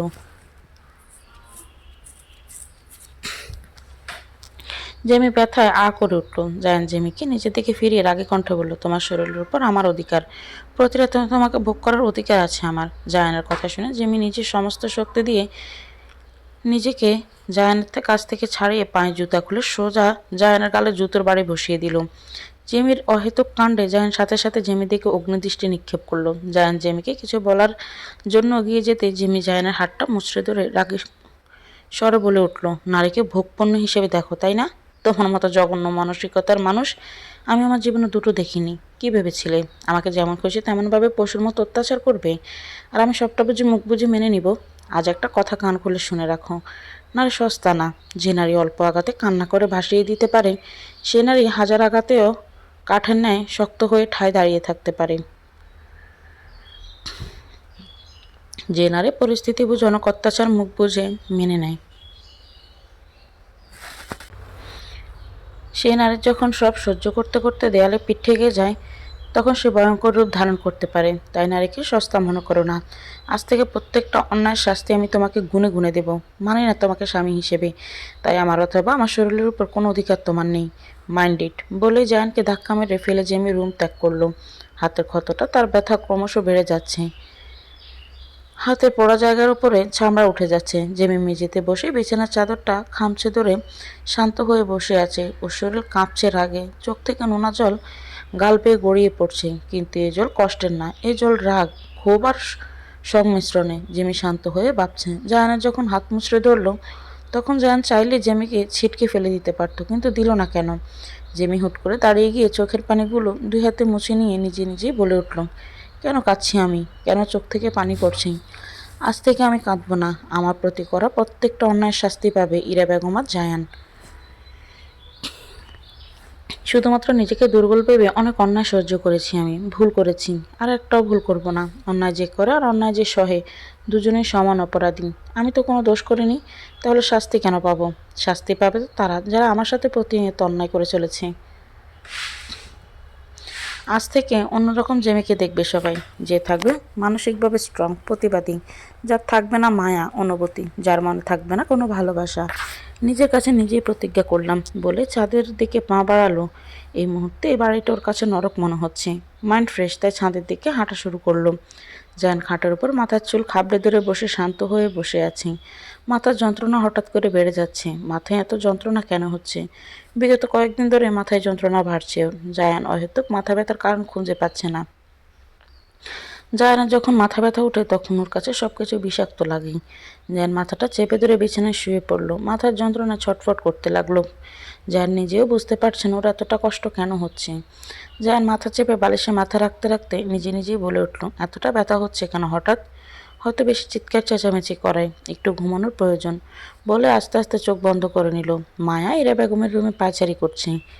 ওর মুখ দেখে বোঝা যাচ্ছে ও কিছু নিয়ে চিন্তিত। মায়ার সামনে ইরা বেগম খাটের উপর বসে পান চিবুচ্ছেন। মায়াকে এমন করে পায়চারি করতে দেখে ইরা বেগম মুখ ভর্তি পান চিবুতে চিবুতে বলে উঠল, আহ মায়া, মামনি এত রাতে এমন করে পায়চারি করছো কেন? নিজের রুমে গিয়ে ঘুমাও, সকাল হলে কিছু একটা ভেবে নিও। অনেক রাত হয়েছে, আমি বরং ঘুমাই, তুমি নিজের রুমে যাও। তোমাকে এই রুমে এই সময় জায়ান বাবা ওই মেয়েটা দেখে নিলে সন্দেহ করবে। ইরা বেগমের কথা শুনে মায়া পায়চারি বন্ধ করে দিয়ে বিরক্তি ভরা কণ্ঠে বলল, তোমার মোটা মাথায় এসব ঢুকবে না মামনি। তুমি তো সারাদিন মুখ পড়তে পান চিবোতে ব্যস্ত থাকো, তুমি কি করে আমার মনের অবস্থা বুঝবে? মায়ের এমন মায়ের এমন কথা শুনে ইরা বেগম চোখ বড় বড় করে মায়ের দিকে তাকিয়ে রইল, যে মেয়েটার জন্য সে এত কিছু করছে, আর সে মেয়েটা তাকে এভাবে কথা শোনাচ্ছে। এটা ইরা বেগম মানতেই পারছে না। ইরা বেগমকে গোল গোল চোখে তাকিয়ে থাকতে দেখে মায়া ইরা বেগমের সামনে সোফায় বসে পায়ের উপর পা তুলে আদেশ করে বলে উঠল, আমার জন্য এক কাপ কফি নিয়ে এসো তো মামুনি। মায়ের কথা শুনে ইরা বেগম মনে মনে আকাশ থেকে পড়ল। এত রাতে মায়া ইরা বেগমকে কফি বানানোর জন্য আদেশ করছে ভাবতেই ইরা বেগম জোরালো কণ্ঠে বলে উঠল, আমি আমি এত রাতে তোমার জন্য কফি করে আনবো? কি বলছো তুমি মায়া? ইরা বেগমের কথা শুনে মায়ের মুখের মধ্যে বিরক্তি চিহ্ন স্পষ্ট ফুটে উঠল। মায়া জাজালো কণ্ঠে পাল্টা উত্তর দিল, এই রুমে যেহেতু তুমি আছো, সেহেতু তোমাকেই বলেছি, তাই না? সো ননসেন্স কোয়েশ্চেন না করে আমার মাথাটা গরম করো না। যাও এক্ষুনি আমার জন্য কফি নিয়ে এসো। আমার আদেশ মানতে তুমি বাধ্য। বলে যেও নেই বাড়িটা আমার।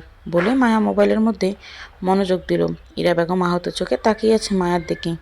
বাধ্য হয়ে উঠতে হলো ইরা বেগমকে। মায়ার মুখের উপর আর কথা বলার সাহস হলো না। ইরা বেগমকে বেরিয়ে যেতে দেখে মায়া বাঁকা হেসে বলল, তুমি এতটা বোকা কেন মামনি? কি ভেবেছ জেমির উপর যেমন করে ছুরি ঘুরিয়েছ, আমার উপরও তেমন করবে? বলে শব্দ করে হাসলো মায়া। তারপর হাসতে হাসতে বলে উঠল, মায়া এত কাঁচা খেলোয়াড় না মাই ডিয়ার মামুনি। জায়ানের জীবন থেকে জেমিকে সরানোর পর তোমাকে আমাদের জীবন থেকে আউট করে দিব, ছুঁড়ে ফেলে দিব রাস্তায়। আজ জেমি কাল সকালে তোমার জন্য একটা সারপ্রাইজ আছে। এমন সারপ্রাইজ যে তুমি ভেঙে যেতে বাধ্য হবে, চমকে উঠবে অজান্তেই। সবশেষে তোমার জন্য কি ওয়েট করছে তুমি নিজেও জানো না। বলে মায়া একা একাই হাসতে লাগলো। ওর খুশিতে বাদ মানছে না। দীর্ঘ 4 বছর পর ওর চাওয়া পূর্ণ হতে যাচ্ছে। ইরা বেগম রান্নাঘরে এসে রাগে ফেটে পড়ল। রাগে গা জ্বলে উঠল তার। রাগে ফোঁস করতে করতে বলতে লাগলো, আমাকে হুকুম দেওয়া, এই ইরাকে হুকুম দেওয়া? তোকে তো মেয়ে আমি 2 দিন পিষিয়ে দেব। একবার শুধু জাহানের সাথে বিয়েটা হোক। তোকেও যদি এই মেয়ের মতো নাকে দড়ি দিয়ে না ঘুরিয়েছি। আমার নাম ইরা না। ইরা বেগম রাগে বকবক করছে আর কফি বানাচ্ছে। মায়াকে জাহানের বউ করাতে চাওয়ার পেছনে কারণটা হলো মায়ের বাবার সম্পত্তি আর এই 2 তলা বাড়ির হাতানোর লোভ। মায়া ইরা বেগমের উদ্দেশ্যে খুব ভালো করেই জানে। ইরা বেগমের লোভ অন্ধ হয়ে আছে, যে অন্যায় করছে তার পরিণাম কি হবে সে ভাবতেও পারছে না। লোভের বশীভূত হয়ে আজ সে জেমির উপর অত্যাচার করছে। কতটা ভুল করছে এখন সে বুঝতে পারছে না। আজানের শব্দ কানে যেতে জেমি উঠে নামাজ আদায় করে নিল। তারপর কিছুক্ষণ ব্যালকনিতে দাঁড়িয়ে থেকে ফ্রেশ হয়ে রান্নাঘরে ঢুকে গেল। যাই হোক, মেয়েটা তো নতুন এসেছে, ওকে না খাইয়ে রাখা তো ঠিক হবে না। রান্নাঘরে গিয়ে জেমি ওর নিজের মতো করে রান্নায় মনোযোগ দিল। হাতের পোড়া আর কাটার ক্ষত দুটোর ব্যথা আজ একটু কম, তাই সাবধানে কাজ করছি। সবার জন্য নাস্তা বানাতে বানাতে ঘড়ির কাঁটা 8টা ছুঁই ছুঁই। জেমি সব নাস্তাগুলো টেবিলে সাজিয়ে রেখে নিজের রুমের দিকে যাওয়ার সময় খেয়াল করলো জায়ানের রুমের দরজাটা বন্ধ। এতক্ষণে তো জায়ানের অফিসে যাওয়ার জন্য উঠে পড়ার কথা। কৌতূহলবশত জেমি জায়ানের রুমের দরজায় হাত রাখতে দরজাটা একটু খুলে গেল। জেমি ভেতরে উঁকি মারতে ওর হাত পা ঠান্ডা হয়ে গেল। এই দৃশ্য দেখার মতো শক্তি ও শরীরে অবশিষ্ট নেই। জেমি চোখ বন্ধ করে জোরে দরজাটা লাগিয়ে দিয়ে নিঃশব্দ ধীর পায়ে পুতুলের মতো এগিয়ে যাচ্ছে নিজের রুমে। ওর চোখ থেকে পানি গড়িয়ে পড়ছে। জেমি নিজের রুমে এসে দরজা ঘেঁষে মেঝেতে বসে পড়ল। না, জেমি কাঁদছে না। ওর চোখ স্থির হয়ে আছে, নড়ছেও না, চোখের পলকও পড়ছে না। আস্তে আস্তে নিজেকে গুটিয়ে নিল হাঁটুর বাজে। সকাল সকাল এই দৃশ্য দেখার জন্য প্রস্তুত ছিল না ও। কী করবে এখনও? এই মুহূর্তে ওর কী করা উচিত? কতক্ষণ ঠিক এভাবে বসেছিল জেমি নিজেও জানে না। হাঁটু বাজে মুখ লুকিয়ে গুটিসুটি মেরে বসে আছে জেমি। হঠাৎ করে দরজায় কেউ টোকা মারতেই জেমির ধ্যান ফিরে এলো। জেমি তাড়াহুড়ো করে নিজেকে সামলে নিল। চোখের কোণে জমে থাকা জল শাড়ির আঁচলে মুছে দিয়ে দরজা খুলতে মায়া বিভৎস বিধ্বস্ত অবস্থায় চোখের সামনে দাঁড়িয়ে থাকতে দেখে জেমি অসহায় চাহনি নিক্ষেপ করে আছে মায়ার দিকে। মায়াকে দেখে বোঝা যাচ্ছে ও সারা রাত কেঁদেছে। চোখের চারপাশ লাল হয়ে ফুলে আছে, চোখের কোনো জল জমে আছে, চুলগুলো এলোমেলো হয়ে ঘাড়ের উপর ছড়িয়ে আছে, ঠোঁটের নিচে খানিকটা ফুলে হয়ে আছে। মায়াকে অবস্থায় দেখে জেমির বুকের ভেতরটা মুচড়ে উঠল। জেমির কণ্ঠস্বর নিমিষে হাওয়া হয়ে যেতে লাগলো। জেমি কিছু বলতে চেয়েও পারছে না। সব শব্দগুলো জেমির গলায় জট পাকিয়ে আছে। জেমি কয়েকবার ডোক গিলে জট পাকানো স্বরে বলে উঠল, তোমার এই অবস্থা কেন মায়া? জেমি মায়াকে প্রশ্ন করতে মায়া হুট করেই জেমিকে জড়িয়ে ধরে কেঁদে উঠল। আমার সব শেষ হয়ে গিয়েছে। আমি এখন আমার বাবা মায়ের সামনে কোন মুখে দাঁড়াবো? আমি এখন কি করব? তুমি বলে দাও প্লিজ। নিজেকে শেষ করে দিতে ইচ্ছে হচ্ছে। কাল রাত থেকে অসহ্য যন্ত্রণা ভোগ করে এসেছি। আর পারছি না আমি, আর পারছি না বলে আরও কান্নায় ভেঙে পড়ল। জেমি এই মুহূর্তে কী বলবে খুঁজে পাচ্ছে না। রাগে ও শরীর ফেটে যাচ্ছে। কিছুক্ষণ আগে নিজের চোখে যে দৃশ্য দেখলো, এরপর মায়ার উপর ওর রাগে মাথা ফেটে যাচ্ছে। জেমি কিছু না বলে শক্ত হয়ে দাঁড়িয়ে আছে। কিছুক্ষণ আগে এসব ভেবে নিজেকে গুটিয়ে নিচ্ছিল, কিন্তু এখন আর নিজেকে গোটালে চলবে না। জেমি মায়াকে নিজের থেকে ছাড়িয়ে নিয়ে শক্ত কণ্ঠে বলল, সবটা খুলে বলো মায়া, কি হয়েছে? আমি নিশ্চয়ই তোমাকে তোমার যোগ্য প্রাপ্যটা ফেরত দেব, বলো। জেমির কথা শুনে মায়া কাঁদো কাঁদো স্বরে বলল, জায়ান, জায়ান আমার সাথে, বলে আবার কেঁদে উঠল। জেমি শক্ত চেহারা করে দাঁতে দাঁত চেপে জোরে বলে উঠল, কান্না বন্ধ করো। আইসে স্টপ মায়া, কি হয়েছে খুলে বলো। তোমার এই অবস্থা কেন? জেমির কথা শুনে মায়া কাঁদতে কাঁদতে বলতে লাগলো, কাল রাতে জায়ান আমার শরীর ভোগ করেছে, শকুনের মতো খুবলে খেয়েছে। আর বলতে পারল না, তার আগে ওর গালে সজোরে একটা থাপ্পড় বসিয়ে দিল জেমি। থাপ্পড় খেয়ে মায়া ঘুরে তাকাতে আবারও আরেকটা থাপ্পড় পড়ল মায়ার গালে। দ্বিতীয় থাপ্পড়টা দিয়ে পরপর আরও 2টা থাপ্পড় বসিয়ে দিল মায়ার গালে। পরপর 4টা থাপ্পড় খেয়ে মায়ের মাথা কিছুটা ঘুরে গেল। ফর্সা গাল দুটো লাল হয়ে টকটক হয়ে আছে। মায়া গালে হাত দিয়ে অগ্নিদৃষ্টিতে তাকিয়ে আছে জেমির দিকে। মায়ের ঠোঁটা শরীরের সামনের আগে কেঁপে উঠছে বারবার। মায়া জোরে চিৎকার করে বলতে লাগলো, হাউ ডেয়ার ইউ, তুমি আমার গায়ে হাত তুললে? এত বড় সাহস তোমার?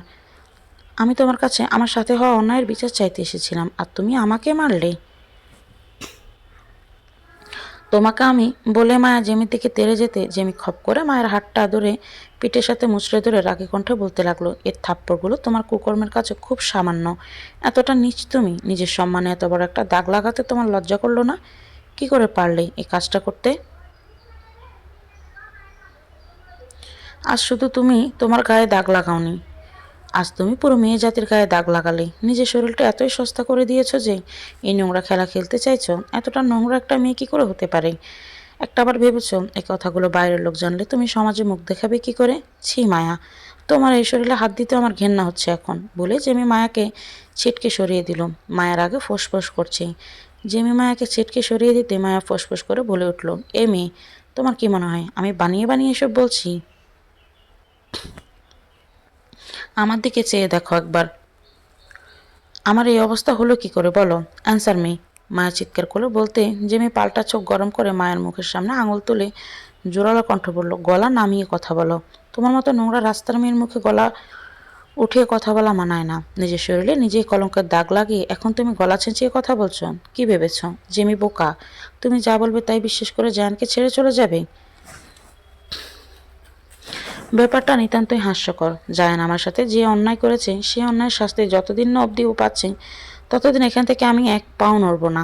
কথাটা মাথায় ঢুকিয়ে নিও। এক্ষুনি আমার চোখের সামনে থেকে দূর হয়ে যাও। তোমার নোংরা চেহারাটা দেখতেও করুণা হচ্ছে আমার। Get out.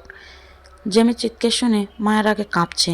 কাঁপার জন্য পাল্টা জবাব দিতে যেও পারছে না, কারণ মায়া ভালো করেই বুঝে গেছে জেমি সবটা জানে। কিন্তু কি করে জানলো এই বিষয়টাই বুঝতে পারছে না।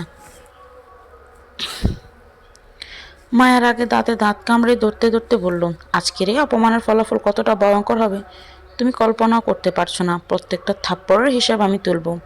মায়ের কথা শুনে জেমি কিছু বলতে যাবে তখনই পেছন থেকে কেউ বলে উঠল, কোন থাপ্পড়ের হিসাব তুলবি? এত চিৎকে চেঁচামেচি কিসে সকালবেলা? মায়ার জেমি দুজনেই পাশ ফিরে দেখে জায়ান দাঁড়িয়ে আছে। জায়ানের শার্টের প্রত্যেকটা বোতাম খোলা, জায়ানের ঠোঁটের কোণে লিপস্টিক লেগে আছে। শার্টের এক পাশে লিপস্টিকের দাগ, জায়ানের গালে নখের দাগ বসে আছে।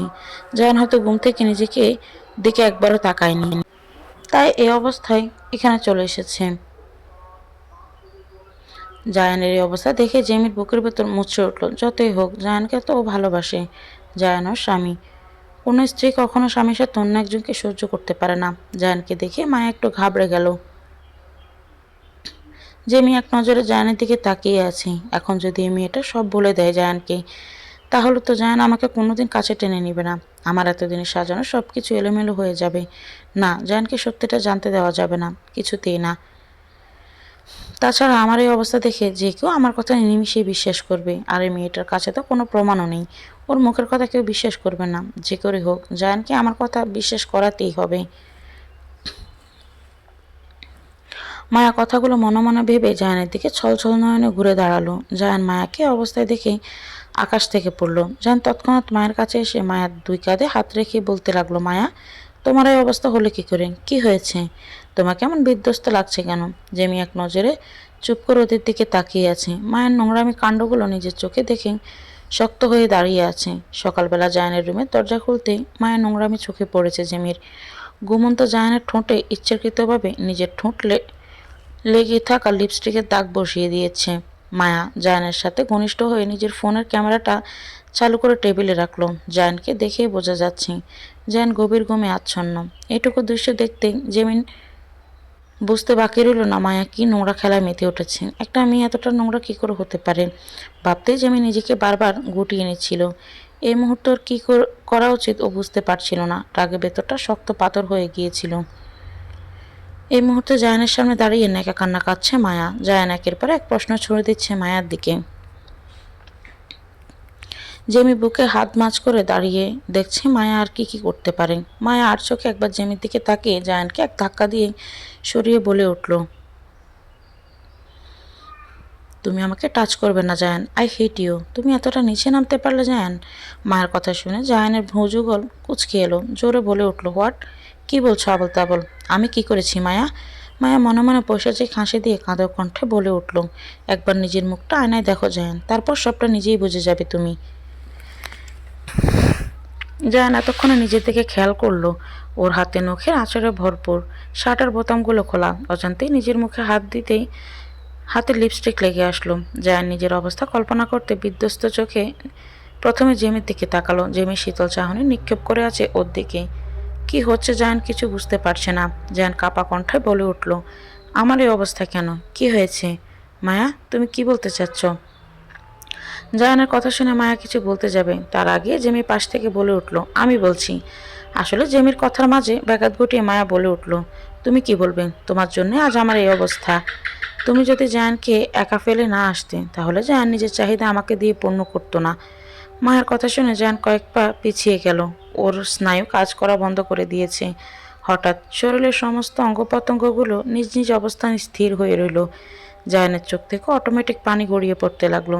জেমি মায়ের কথা শুনে মায়ের সামনে গিয়ে মায়ের হাত থেকে ফোনটা একটানে কেড়ে নিয়ে কড়া কণ্ঠে বলে উঠল, অন্যের জন্য কুয়া করলে সেই কুয়াতে নিজেই পড়তে হয় মাই ডিয়ার ননদিনী। Just a minute. বলে মায়ের ফোন থেকে একটা ভিডিও ওপেন করে জায়ানের সামনে ধরলো। মায়ের ফোনটা আনলক করাই ছিল, বিদায় জেমির বেগ পেতে হলো না। খুব সহজে মায়ার জেলে মায়াকে ফাঁসিয়ে দিল। মায়ার ভয়ে গলা শুকিয়ে আসছে। জায়ান ভিডিওটা দেখেই মায়ের দিকে অগ্নিদৃষ্টি নিক্ষেপ করলো। জায়ানের রাগে চাহনি দেখে মায়া আমতা আমতা করে কিছু বলতে যাবে, তার আগে জায়ান শরীরের সমস্ত জোর দিয়ে চর বসিয়ে দিল মায়ার গালে। রাগে মায়ার গলা চেপে ধরে দেয়ালের সাথে মিশিয়ে নিয়ে চিৎকার করে বলে উঠল, তোর এত বড় সাহস! তুই আমার চরিত্রে কালি লাগানোর চেষ্টা করেছিলি। আজ তোকে নিজের হাতে খুন করব আমি। কি করে পারলি এতটা নিচে নামতে? তোকে আজ আমি, বলে আরো জোরে চেপে ধরল মায়ার গলা। জিমি সমস্ত শক্তি দিয়ে জায়ানকে ছাড়ানোর চেষ্টা করছে। ওদের চিৎকার ইরা বেগম ছুটে এসে এমন দৃশ্য দেখে তিনিও জায়ানকে ছাড়ানোর চেষ্টা করতে লাগলেন। এমন জোরে গলা চেপে ধরায় মায়ের দম বন্ধ হয়ে যেতে লাগলো। ইরা বেগম আর জেমি দুজনে দস্তাদস্তি করে জায়ানকে মায়ের কাছ থেকে ছাড়িয়ে আনতে জায়ান রাগে ফোঁস করতে লাগলো। জায়ানের থেকে ছাড়া পেতে মায়া কাশতে কাশতে ওর দম বন্ধ হয়ে যেতে লাগলো। ইরা বেগম ছুটে গিয়ে পানি এনে দিতে এক চমকে শেষ করে ফেললো। মায়া ফের কাশতে লাগলো, ওকে আমার চোখের সামনে থেকে এক্ষুনি দূরে সরিয়ে নিয়ে যাও মা, নয়তো ওকে আমি এই মুহূর্তে মেরে ফেলবো। ইরা বেগমের জায়ানের ধমক শুনে মায়াকে টানতে টানতে নিয়ে গেল। মায়া চলে যেতে জেমি হাঁপ ছেড়ে বাঁচল। জায়ানের জেমির দিকে তাকাতে লজ্জা করছে। জায়ানের অবস্থা বুঝতে পেরে জেমি তাচ্ছিল্যের হাসি দিয়ে বলে উঠল, দেখলে তো, নিজের চরিত্রে কালি লাগলে কতটা পুড়ে। সত্যি মিথ্যের যাচাই না করে দিনের পর দিন তুমি আমার সাথে যে অন্যায়গুলো করেছ, আমি তোমাকে কোনোদিন ক্ষমা করব না জায়ান, কোনো দিনও না। ঘৃণা হয় তোমার উপর, আবার করো নাও, কারণ তুমি চোখ থাকতেও অন্ধ। একদিন অনেক বড় আফসোস করবে। সারাদিন বাড়িটা নিস্তব্ধ ছিল। জান সেই সকালে বেরিয়ে গিয়েছে, এখনো বাড়ি ফেরেনি। মায়া নিজের রুমে জিনিস ভেঙে চুরে দরজা বন্ধ করে বসে আছে সকাল থেকেই। জিমির শরীরটা আজ বড্ড খারাপ লাগছে। সকালের চেঁচামেচির পর আরও ক্লান্ত হয়ে গেছে শরীর। শুকনো খাবার খেয়ে নিজের রুমেই ছিল। ইরা বেগম বা মায়া কারোর মুখ দেখতে ইচ্ছে করছে না ওর। সারাদিন পেরিয়ে সন্ধ্যায় অন্ধকারে সে গ্রাস করে নিল সবটা। জেমি নিজের রুমে বসে বসে ডায়েরি লিখছি। এই ডায়েরি লেখার অভ্যাসটা ও ছোট থেকেই। মনের মধ্যে জমিয়ে রাখা কথাগুলো ডায়েরির পাতায় বন্দি করে রাখেও। জায়ান এখনও বাসায় ফেরেনি। কলিং বেলের আওয়াজ শুনতে জেমি গিয়ে দরজা খুলে জায়ানকে দেখতে পেল।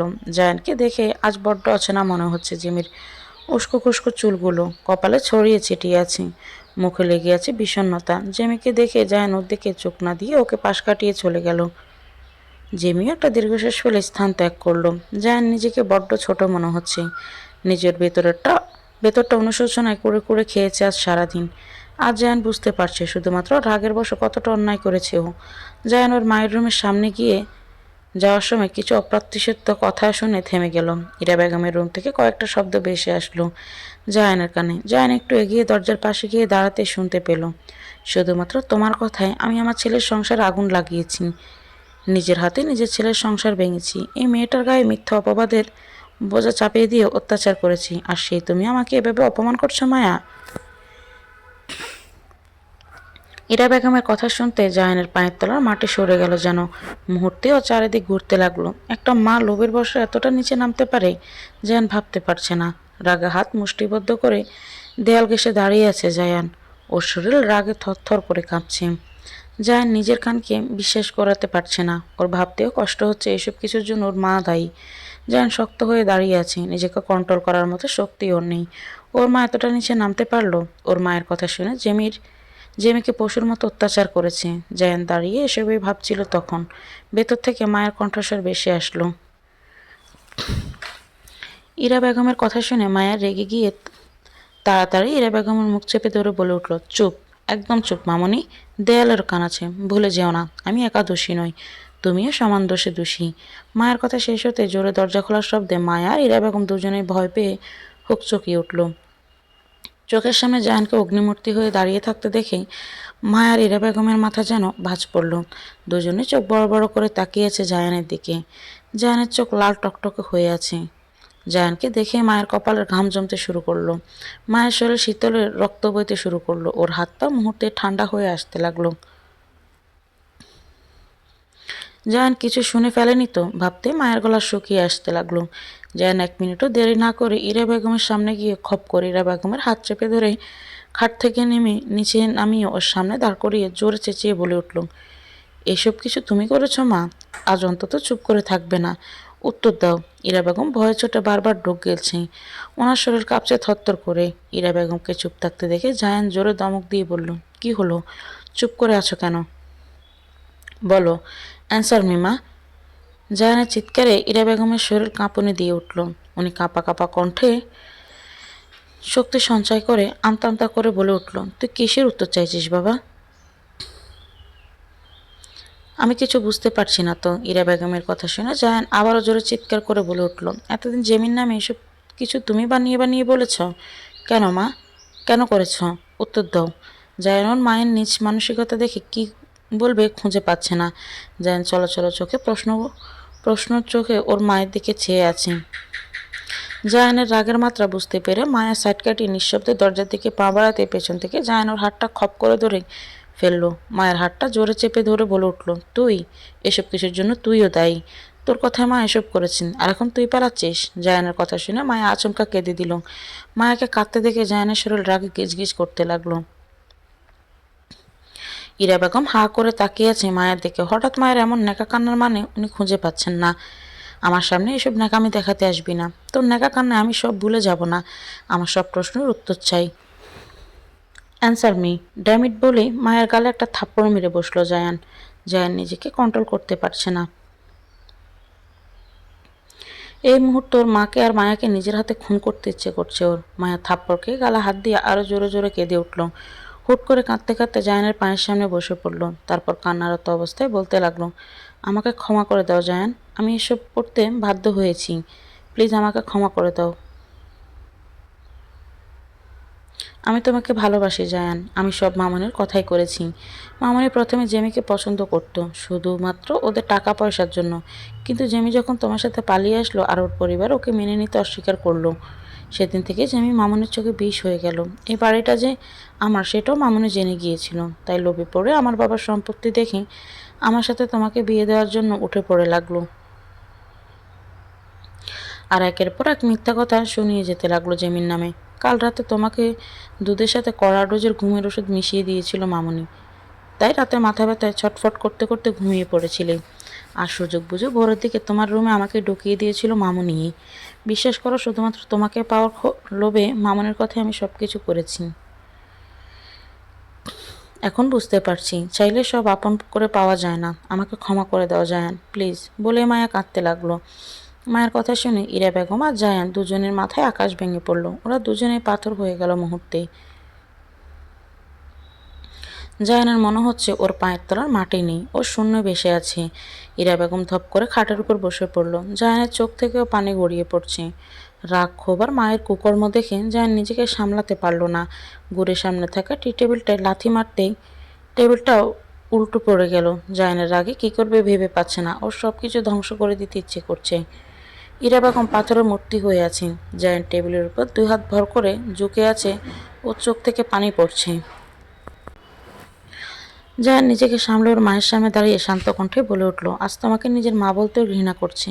ছি, এতটা নিচে নেমে গেলে তুমি লোভের বশে? আর আমিও কত বোকা, যে আমি ঠিকই বলে আমি পুরুষ নামের কলঙ্ক।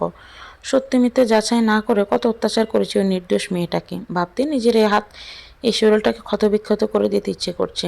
আজ থেকে তুমি আমার কাছে মৃত, ঘৃণা করে তোমাকে, বলে হনহন করে বেরিয়ে গেল রুম থেকে। জায়ান যেতে মায়ার ঠোঁটের কোণে হাসি ফুটল। ইরা বেগম নিস্তব্ধ হয়ে বসে আছে। আজ তিনি বাসাহীন, এক জীব মাত্র। জায়ান চলে যেতে মায়া দরজা আটকে দিয়ে হাসিতে ফেটে পড়ল। ইরা বেগম অশ্রুসিক্ত চোখে মায়ার হাসি দেখছে। মায়া এসে ইরা বেগমের সামনে হাঁটু মুষড়ে পড়ে ইরা বেগমের হাতে হাত রেখে বলে উঠল, sorry Mamuni, please forgive me, believe me মামুনি, আমি যা করেছি শুধুমাত্র পরিস্থিতি সামলানোর জন্য। জায়ানকে যদি আমি আমার সত্যিটা বলে দিতাম তাহলে জায়ান এই মুহূর্তে বাড়ি ছেড়ে চলে যেত, আর তোমার আর আমার ভয়ঙ্কর শাস্তি হতো। কিন্তু এখন দেখো জায়ান শান্ত হয়ে গেছে, কারণ তুমি ওর মা। তোমাকেও চাইলেও কোনো শাস্তি দিতে পারবে না। আর জায়ান যদি এই বাড়ি ছেড়ে চলে যেত তাহলে তোমার জায়গাও রাস্তায় হতো। এবার তুমিই ভাবো আমি যা করেছি ঠিক নাকি ভুল। বলে মায় একটা পৈশাচিক হাসি দিয়ে বেরিয়ে গেল রুম থেকে। ইরা বেগম নিঃশব্দে চোখের পানি ফেলছে। জায়ান নিজের রুমে এসে দরজা বন্ধ করে পাগলের মতো চিৎকার করে কাঁদতে লাগলো। কতটা অসহায় হলে একটা ছেলে এমন করে কাঁদতে পারে সেটা জায়ানকে দেখেই বোঝা যাচ্ছে। জায়ান কাঁদতে কাঁদতে নিজের হাতটা মুষ্টিবদ্ধ করে একাধারে দেয়ালে ঘুষি মারতে লাগলো। কয়েকটা ঘুষি মারতে হাত ফেটে রক্ত পড়তে লাগলো। হাতের উপরে চামড়া উঠে গেছে অল্প কিছুটা। জায়ান রাগে ড্রেসিং টেবিলের আয়নায় ঘুষি মারলো। সেখান থেকে এক টুকরো কাঁচ নিয়ে এলোপাতাড়ি হাতে আঘাত করতে লাগলো। নিজেকে পাগল পাগল লাগছে ওর। জায়ানের হাত থেকে রক্ত পড়ছে টপ টপ করে। জায়ান জোরে জোরে কাঁদতে কাঁদতে বলতে লাগলো, আমি তোমার সামনে কোন মুখে দাঁড়াবো জেমি? কি করে গিয়ে দাঁড়াবো? আমি যে অন্যায় করেছি সে অন্যায়ের ক্ষমা হয় না কখনো। আমি কতটা খারাপ হতে কি করে পারলাম? কি করে? আমার শাস্তি পাওয়া দরকার, খুব কঠিন শাস্তি। আমাকে শাস্তি দিবে জেমি, প্লিজ শাস্তি দাও। এই যন্ত্রণা নিয়ে আমি কি করে বেঁচে থাকবো? বলে আবারও কাঁদতে লাগলো। ছেলেরা নাকি সহজে কান্না করে না। আজ জায়ান কাঁদছে, অসহায়ের মতো কাঁদছে। কি শাস্তি দেবে নিজেকেও? জেমি নিজের রুমে ব্যালকনিতে দাঁড়িয়ে আছে। কিছুক্ষণ আগে ঘটনা সবটাই দরজার বাইরে থেকে দাঁড়িয়ে দেখেছে ও। আজ জায়ান বুঝবে ও কত বড় অন্যায় করেছে। জায়ান এখন যাই করুক, জেমি কখনোই জায়ানকে ক্ষমা করবে না। কাল থেকে জায়ান বুঝবে অবহেলা কাকে বলে। কাল থেকে জায়ান বুঝবে কষ্ট কাকে বলে। নারে যেমন মন উজাড় করে ভালোবাসতে পারে, আবার আঘাত পেলে তাকে মন থেকে ছুঁড়েও ফেলতে পারে। আজ থেকে তুমি আমার ঘৃণার পাত্র হয়ে বেঁচে থাকবে জায়ান। তোমাকে যতটা ভালোবেসে আজ থেকে ততটাই ঘৃণার অবহেলা করব। আর এটাই হবে তোমার শাস্তি। এই ঘৃণার অবহেলা কষ্টটা তোমাকে সারা জীবন বইতে হবে। বলেই জেমি একটা দীর্ঘশ্বাস ছাড়ল। আজও জায়ানের জন্য কষ্ট হচ্ছে না, করুণা হচ্ছে। মাকে অন্ধবিশ্বাস করার ফল ভোগ করছে ও। অন্ধবিশ্বাস আর রাগের জন্য সব হারাতে চলেছে। জেমি সকাল থেকে গা গোলাচ্ছে বারবার, মাথাটাও ঝিমঝিম ধরে আছে। শরীরটা ক্রমশ নিস্তেজ হয়ে আসছে। হঠাৎ এমন হওয়ার কারণ বুঝতে পারছে না ও। জেমির মাথাটা হঠাৎ করে ঘুরাতে লাগলো। জেমি ব্যালকনিতে গ্রিলটা শক্ত করে ধরে আছে। এখানে দাঁড়িয়ে থাকলেও ঢুলে পড়ে যাবে, সেটা খুব ভালো করেই বোঝা যাচ্ছে। কোনো রকম দেয়াল ধরে রুমে এসে খাটে শুয়ে পড়ল। জানালা দিয়ে সূর্যের আলো জেমির চোখে পড়তে ঘুম ভেঙে গেল ওর। ঘুম ভাঙতে মাথাটা বারবার মনে হচ্ছে। জেমি চোখ খুলতে ও চারিদিক ঘুরতে লাগলো। জেমি পাশ ফিরতে দেখলো জায়ান নিচে বসে খাটের উপর মাথা রেখে ঘুমিয়ে আছে। জায়ানের হাতটা জেমির হাতের মুঠোয়। জায়ানকে দেখতে এই মুহূর্তে নিষ্পাপ মনে হচ্ছে। জায়ানের মাথায় হাত রাখতেও জেমির হাতটা সরিয়ে নিয়ে নিজের হাতের উপর থেকে জায়ানের হাতটা সরাতে জায়ান জেগে গেল। জেমিকে দেখে জায়ান উঠে দাঁড়িয়ে মাথা নিচু করে ফেলল। জেমি কিছু না বলে খাট থেকে পা বাড়াতে জায়ান কাপা হাতে জেমির হাতটা ধরতে জেমির সাথে সাথে হাতটা ছাড়িয়ে নিয়ে জায়ানের দিকে গুরু শক্ত কণ্ঠে বলল, এই হাত ধরার অধিকার এখন আর তোমার নেই। নেক্সট টাইম এই সাহস দেখিও না, ফলাফল বাজে হবে। তুমি কথাটা জেমি কথাটা বলতে জায়ান জেমির পায়ের কাছে ধপ করে হাঁটু ভেঙে বসে পড়ে কেঁদে উঠল।